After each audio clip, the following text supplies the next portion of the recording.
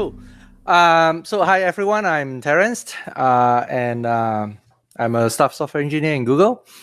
And actually, I joined this company with the rest of the Cdap team in about May timeframe after we get acquired by Google.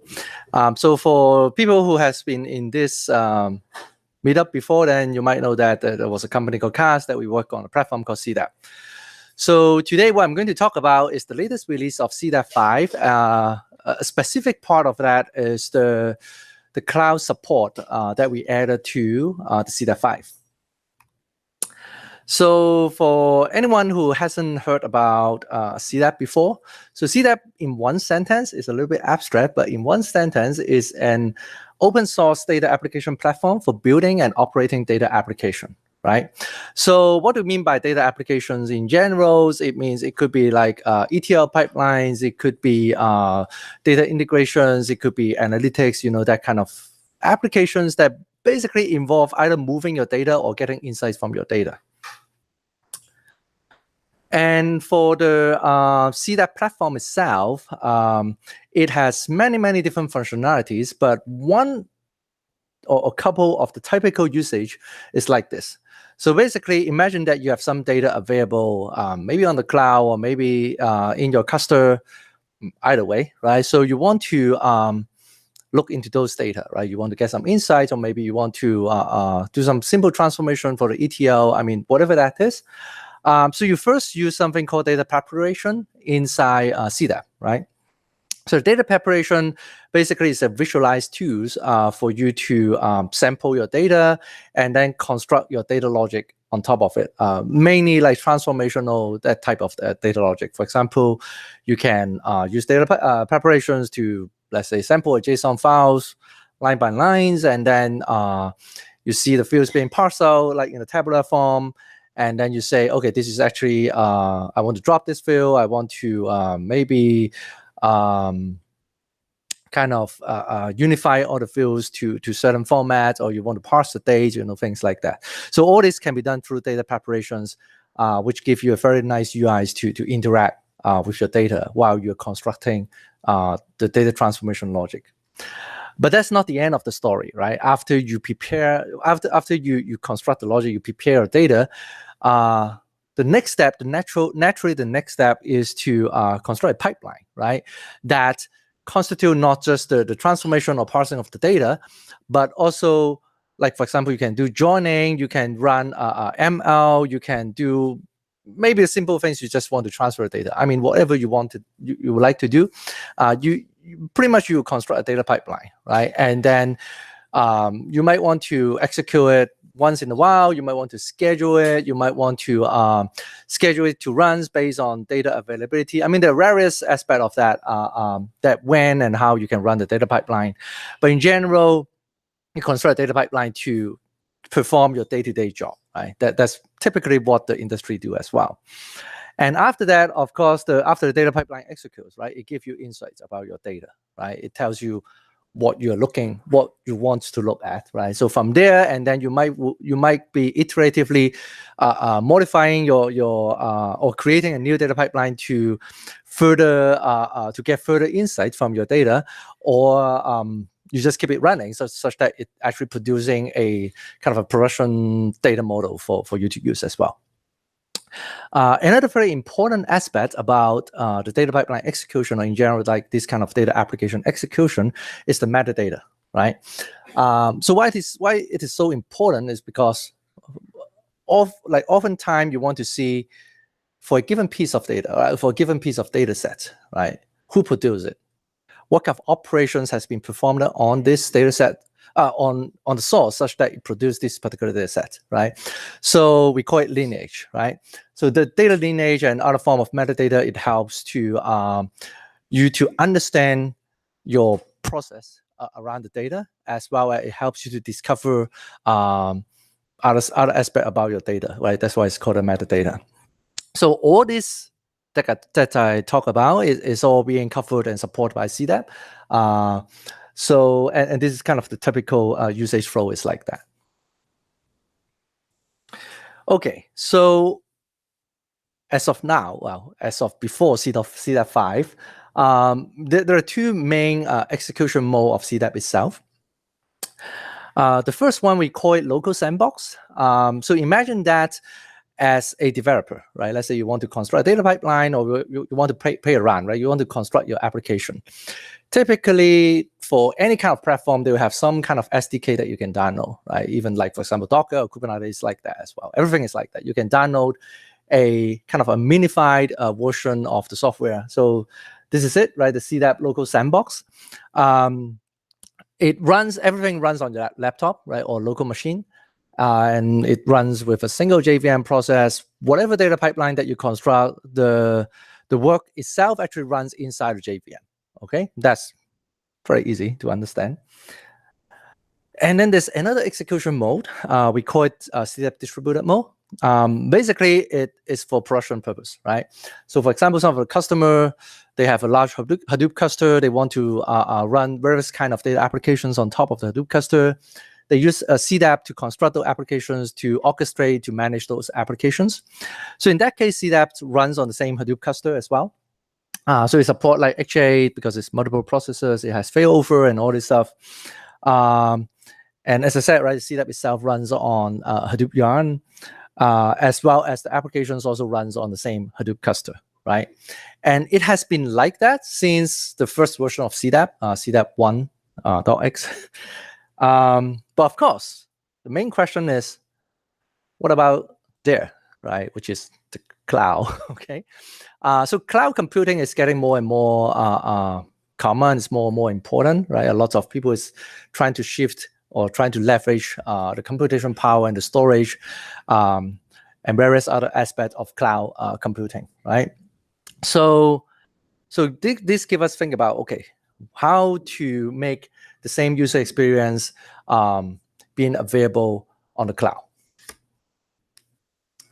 Okay, so in general, I don't have to market cloud too much, I believe. But in general, these are a couple of the driving force that why people want to run their workload in the cloud, right? For example, let's say the data is already in the cloud, right? On S3 or on Google Cloud Storage or Azure Blob Storage. So if the data is in the cloud, then it's kind of more natural that you run your computation closer to your data, right? Otherwise, you have to pay for the ingress and like egress and all this costs. And the other main benefit, of course, like you don't want to maintain your own cluster, or you don't have your own cluster, or you want to save costs, you want to scale better, you want better security, blah blah blah, right? You just look up typical like cloud advantage over on-premise, then you see a lot of those.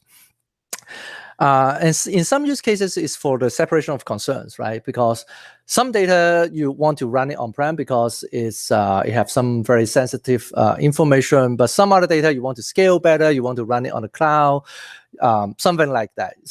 You want to maintain a cluster that is long running, you want to have a transient cluster for running like spontaneous job. I mean, these are also very, very beneficial if you run it on the cloud because you don't have to maintain a cluster for a long time, right? And of course, there are many, many more. Just Google for it. You see a lot more. So let's go to Cdap 5 then, right? So in Cdap 5, basically we introduced the support for cloud compute. What it means is the Cdap is able to run the jobs everywhere, anywhere, not just on the local box or on the local cluster. In Cdap 5, we basically allows the user configured something what we call a compute profile that allows running jobs on transient cloud cluster, which means when you say I want to run a pipeline or when a pipeline is being scheduled to run, it will create a cluster, run the job. The results of course get saved back to some cloud storage, typically, and then tear down the cluster. Okay. And Cdap 5 itself support a pluggable provisioner implementation architecture, which means it's very easy to add new type of provisioner support. So by default, out of the box, we support the AWS EMR as well as the GCP data prop. And we have something called remote Hadoop cluster, which means you can point it to just some whatever existing Hadoop cluster to run your job. And then there's a concept of compute profile. So I'll explain that a little bit more, but in the demonstration. But basically, a compute profile contains the configurations for a particular provisioner to execute, right? For example, if the provisioner is a GCP Datadog provisioner, then the configurations might contain the size of the cluster, the machine types that is going to be used, or something like that, right? So those are what we call a compute profile. So that allows the user to create multiple profiles from the same provisioner, right? So for example, you want to create a small cluster profile, you want to create a large cluster profile, and then depending on the job that you're going to run, you assign different profiles for different job. And the last thing is, as I mentioned earlier, one of the very typical use case of Cdap or in general data application is the metadata part, right? And the operational data, right? Because you want to see what happens with your data pipeline. You want to see what's the metadata after the fact, right? So the Cdap also collect and store and manage those metadata, even though the actual computation might be running remotely. So with that in mind, with these two, like local sandbox and distributed mode, basically we introduce a way to run remotely on the cloud. And because of the Cdap give you the same experience in constructing and operating your data applications, it gives you the same user experience, whether you're running your applications on-prem versus you're running it in the cloud. Why I have to mention this is because one of the things is, some of you might notice, a lot of the time when people talk about moving to the cloud, it actually not just like move, right? You actually have to redefine all your data pipeline. You might have to rewrite your applications. You have to change your schema. You have to change everything, right, about the usual way that you're doing stuff. So the move is not a simple move. It's a big migration, right? And by providing the same experience, it allows the user to choose the right place to run whenever appropriate. Okay, so that's kind of the overview of that. Then I would like to go into a little bit more technical about that. So I mentioned provisioner earlier. So the job of the provisioner is actually very simple, and that's why I said like it's pluggable, it's very easy to implement. What its main roles is to, of course, provision a cluster, deprovision a cluster, as well as be able to query the status of the cluster, whether it is still running or not. As simple as that. And most cloud provider, they also have very simple API, either REST API or like client-side library to do this task. So the provisioner implementation is almost like a direct translations into the core of those client-side library or REST API. It's pluggable. It exposes Java API for you to implement. And the configurations of the provisioner, as I mentioned earlier, it comes from the compute profile, such as cluster size, memory types, the location of the clusters, and whatever being allowed to be configured for that particular cloud provider. And the Cdap itself handles REST, right? Because there are lots of state transitions that involve that can fail. We need to retry. We need to recover from failure. We need to detect, oh, there's some cluster that is no one using, but we provision, and then we have to delete it. So lots of complicated state transition is being handled by Cdap itself. So if you look at like the whole life cycle, how it looks like, right? Usually it starts with someone try to start a application, right?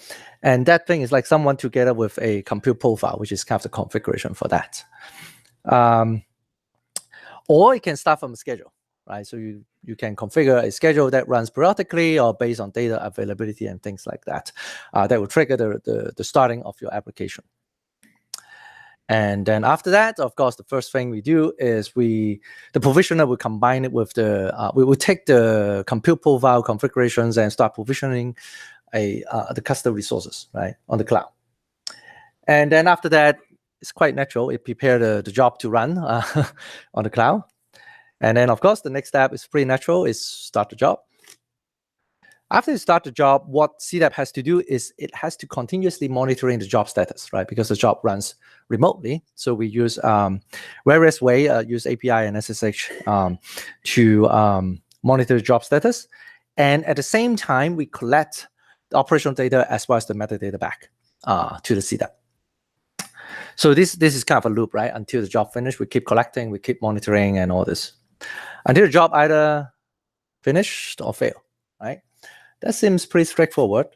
There's one extra thing is the user might want to terminate the application for whatever reason, right? He might be mistakenly started it or like whatever, right? He wants to stop the job. So the monitor also need to handle the stopping of the job such that it will like kill the job that is running on the cluster. And no matter what happened after everything is done, it will release the resource, the cluster resource by doing the deprovisioning. Okay. This is, I'll just show it very quick. This is kind of how the interaction look like from the Cdap, between Cdap and the cloud provider. So typically, the cloud provider provides some like network API, REST API for the provisioner to interact with. And the provisioner will interact with that and create a cluster. And then after the cluster is created, we have a component inside Cdap called program launcher that will start the initial program runtime inside the cloud. And that thing is the thing that run in the cloud that will interact with the cloud, with the cluster itself, or the Hadoop itself that is running on the cloud. So you talk to the Hadoop Yarn resource manager, and then start the jobs, right? And at the same time, on the Cdap side, we'll start a runtime monitor and keep monitoring the program state and collecting metadata through that. Okay. This is the last slide, and then I'll go into demo because the demo is much more interesting. So for runtime monitor, as I said, it's responsible for a couple of things. It monitor program state. It uses various methods. It listens for incoming events. But if that channel is just have events coming for a while, it will try to SSH and see what's going on with the cluster. And also it can use the provisioner API to query the status, because in case if the user actually go into the cloud console and delete the cluster himself. And then collects all the data, including program logs, metrics, lineage, metadata, workflow tokens, and all this information. And of course, it's responsible for controlling the running application. Okay, demo time. This is a very interesting demo. Everything is live. So the first thing I would like to show is how to create a compute profile, right? I keep saying a compute profile. So to create a compute profile, basically I go to the namespace configuration. I'm not going into details what is namespace, but you can think of it as a kind of a logical separations between different projects within Cdap. So I go to namespace configurations. Then I see something called compute profile. Oh, maybe I should enlarge it a little bit. And then I can create a new one. So as I said, this is kind of come out of the box.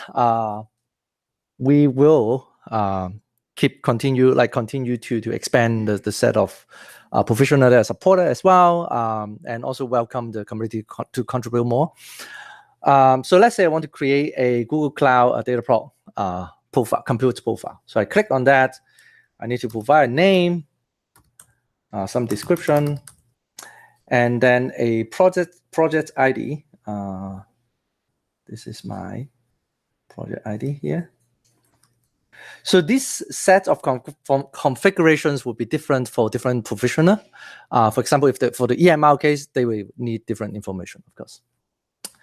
And then there's a service account key, which I pre-store it with in a secure store that Cdap supported already. So Cdap has support for integration with key management service, KMS, key management service. So this is kind of the syntax to say use the key with the name Cdap text from the secure store at runtime when it needs the key, so that you don't need to expose the key in plain text. So all the rest, I just leave it as a default, and I just create this compute profile. Okay, so after it is created, the next thing that naturally I could do is to go to data preparation, of course.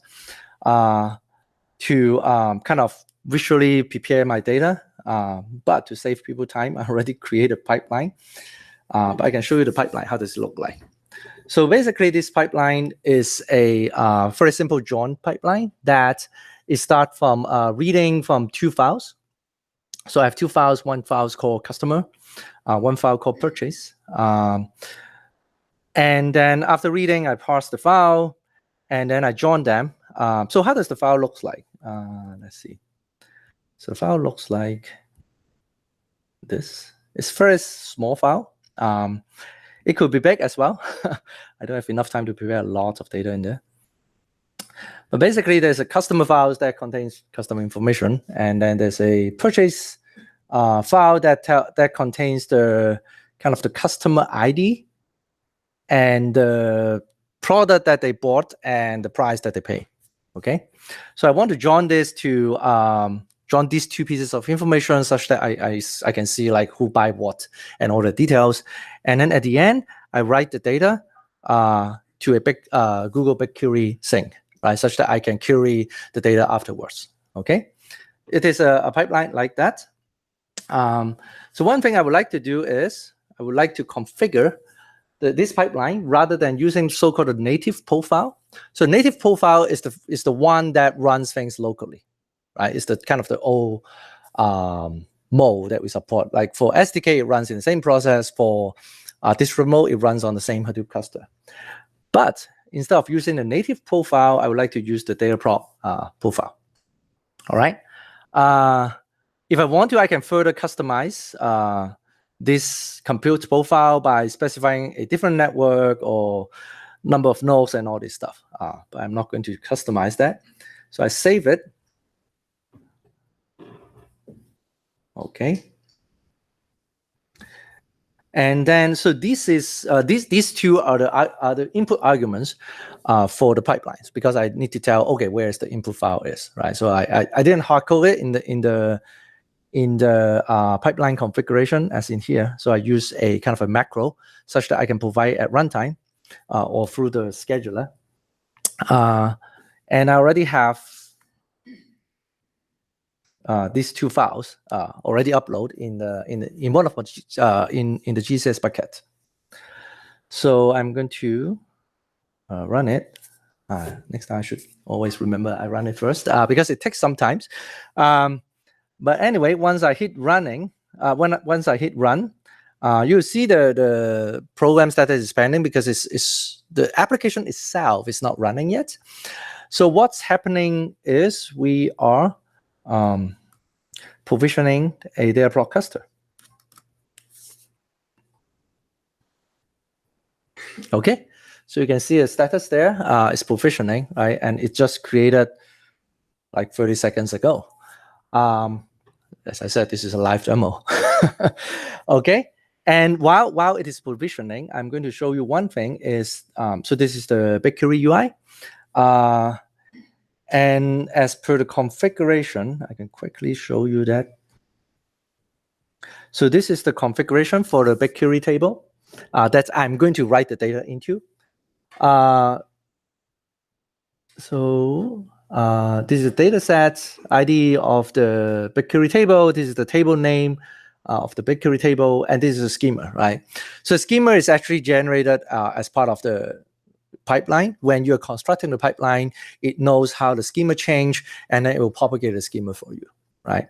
So the schema actually comes from the CSV parser. That when you parse it, it generates output schema. And then when these 2 inputs goes into the joiner will join them and create a new schema out of the join as the join result. Okay, and that's how I get the final output schema. Okay, so currently in Bigquery, I have this table, but this table does not have any schema yet. Because the Bigquery thing actually will create the schema as well as propagate the data, the result of the execution of the pipeline as data into this Bigquery table. Okay, so still provisioning. It should take around 1 minute or maybe 1.5 minutes. Then we'll have a cluster up and running. So while it is still provisioning, I have a couple more things that I would like to show. So for those who are not familiar with Cdap or Cdap data pipeline, it has many things for you to configure and use. So if I create a new pipeline, I can quickly show you. So there are a bunch of like sources and various kind of transformations and then different kind of analytics. You can even run a like Spark programs if you want to. And it supports like many different kind of things in there. And then has actions and error handling, all this stuff. And also you can configure what is the underlying execution engine, like between MapReduce and Spark. In future, we'll expand the offering as well to support like more types of computation engine, especially for those that are available on the cloud only, for example, the Google Dataflow and things like that. But those are like kind of the future work. So right now, you can choose between these two to be your actual execution engine, right? So as you can see, because it's using this kind of like big data framework underneath, it can actually process a huge amount of data through your data pipeline. And of course, there are many things that you can configure in here. And one of the questions that we have been asked before is, oh, is that it? That's the set of things that I can do. Of course, the answer is no, right? There's something called Cdap Hub. Basically, in here, there's a lot more stuff that you can get from here, from ready-made solutions to ready-made pipelines to extra plugins that you want to use in your pipeline, such as all this, right? Hive stuff, the many actions, Spark, machine learning, and all this various kind of source and things are being supported as well. Okay, so I believe the cluster should be running. Yes. So when the cluster is running, I'm going to show you this. Okay, so now you see the program state change to running.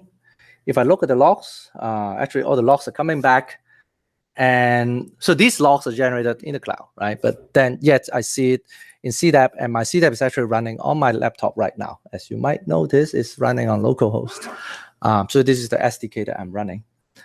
So we fetch the logs back and shows it in the UI to the user. And apparently Bigquery is doing something there already. It should almost be done. Initialize job. It takes maybe a minute or two for it to finish. So you might wonder, oh, your data is so small, why it takes so long? But that's typically how big data framework is. If your data is very small, it takes X amount of time for the kind of the bootstrapping, right, or initialization and things like that. But even if your data is really large, the initialization phase, the time that's spent in that phase becomes insignificant, right? But since the data is small, then it becomes, oh, why it takes like a minute to initialize? Okay, should succeed. Okay, now the pipeline execution finished. And you should see the status change to succeed. Okay, so let's take a look at the Bigquery first. If I refresh here, I should see the schema of the table being populated, right? And then if I do a preview here, this is kind of the result of the execution of the data pipeline that I showed earlier. One extra thing I would like to show before I end this demo is the metadata aspect of the that is supported by Cdap. So this is the what we call data set. Basically, it's a data set being produced by the data pipeline. So if I look at the details of this data pipeline, of course, well, at a very high level, I can see that, okay, this data set is being it's coming from two sources. One is called a customer, one is called a purchase, right? And then it goes through this pipeline. I have a pipe. This is the name of the pipeline, customer purchases, right? And I generate this customer purchase data set. However, I can also look at the field level lineage. It gives me, for this data set, all the fields in the schema. And then I can click on, let's say I want to see where the last name comes from. It tells me, oh, it comes from the customer datasets body. And so how the body becomes the last name. So if I view the operations, I can see all the details. It comes from reading a file that gives me a body, and then what's that? It's a parser. So I parse it. It turns into a bunch of output fields, and then it actually joins something, and then and then at the end it writes to Bigquery, right? So this is kind of the field level lineage. If you click on different field, you will see different things. For example, the customer ID actually comes from both source datasets. So that's why you see two datasets here. And then you can tell it is actually drawn by viewing the operation.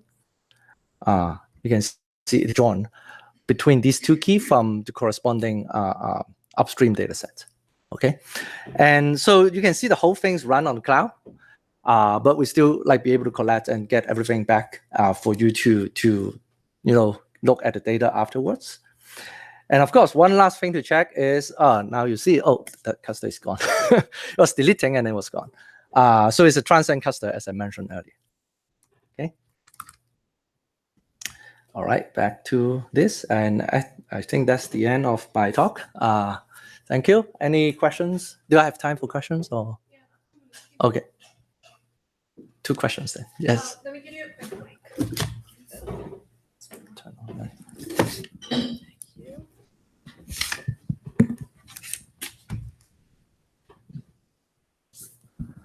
Right. So apart from data engineering aspect, does it have any connectors for the visualization or any notebooking support? From Cdap itself, not yet. Like within Cdap itself.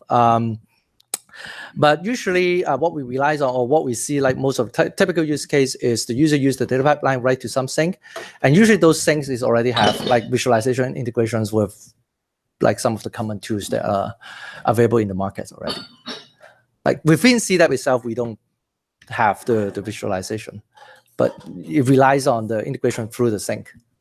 Okay.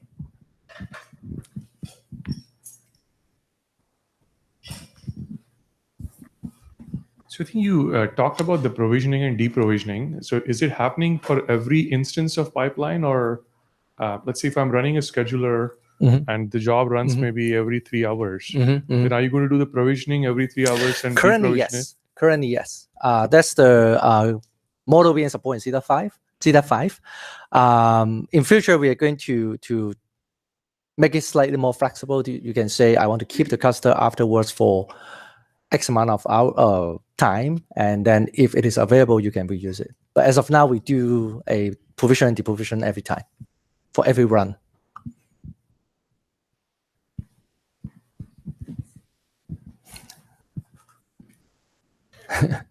Perfect. Do you support any clusters, or sorry, things that are not clusters? Like there's an emerging trend of having job as a service instead of cluster as a service. So like Databricks and IBM both have Spark as a service, where it's like job as a service, where it ephemerally does everything behind the scenes. So you have Yarn in your chart. What if Yarn's not there? Right. So currently we do use Yarn, right? Hadoop, right? Basically to submit a job. It is in the plan though that literally for those kind of services, right? Basically they will expose endpoint for you to say, I want to run a Spark job, right? You don't need to care whether there's a Spark cluster or not, right? Yes. So in future we will leverage those integration points for the provisioner in order to submit the jobs in various way. Okay. And one other question is, do you have, on your Lineage stuff, which is cool, do you have any integration with things like Apache Atlas or other third-party Lineage stores? That's a good question. So we do have some form of integrations. It's kind of work in progress. We have some prototype that prove that it works, but not it's not officially supported yet, right, Andres? As far as I... Yes, I did that. Sorry. Is it on? Yeah, I'm Andreas. I work on the same team. So what happens in Cdap is that all metadata changes are published to a message bus. And so you can kind of do the CDC, the change data capture, and push all changes to other metadata systems. And we've done that in a prototype way with Atlas and also with some system called Colibra, which is a closed source enterprise metadata system. So it's not in the product, but we've proven that it's doable. Yeah. Thank you. Okay. Maybe one last question. Quick question. How do you version between like deployments of your data flow? Like, is there like a do you version your graphs? Yes, everything is versioned. So each data pipeline, basically underneath, it deploys as what we call a Cdap application. So it's one level lower than the data pipeline. We call it Cdap applications. But basically for Cdap applications, we support versioning. So everything. Can you do a diff? Can I do a diff? Diff in the no. Not right now. Well, the one thing I haven't shown, I can quickly show in here though, is a so for data pipelines, besides just shows it as graphical, you actually can export it as a JSON. So everything that abounds the data pipeline, you can export it and then you can import it somewhere else. Technically, you can diff the JSON, but it might not give you too much information in there. But like literally everything is encapsulated in this JSON though. Quick question. Yeah. So I was wondering how much of this is exposed to the user? That is, can I see the whole code for your pipeline? How do I debug this? How do I see profile this? Right. So first, Cdap itself is 100% open source. So you can always see the source. For all the plugins that we produce, for all the provisioner that we wrote, it's all open source. So short answer, yes, you can always see the source. So about the debugging or debuggability, basically, usually our user depends on the logs that we collect, as well as the like metrics and various it's many like metrics and logs that we shows to the user that can help the debugging though. But if you're like talking about whether I can look at the code, yes, it's all open source.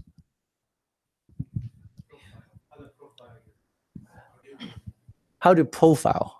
It's a good question. How do you profile? I think we have. A lot of metrics are being generated. You can use the metrics,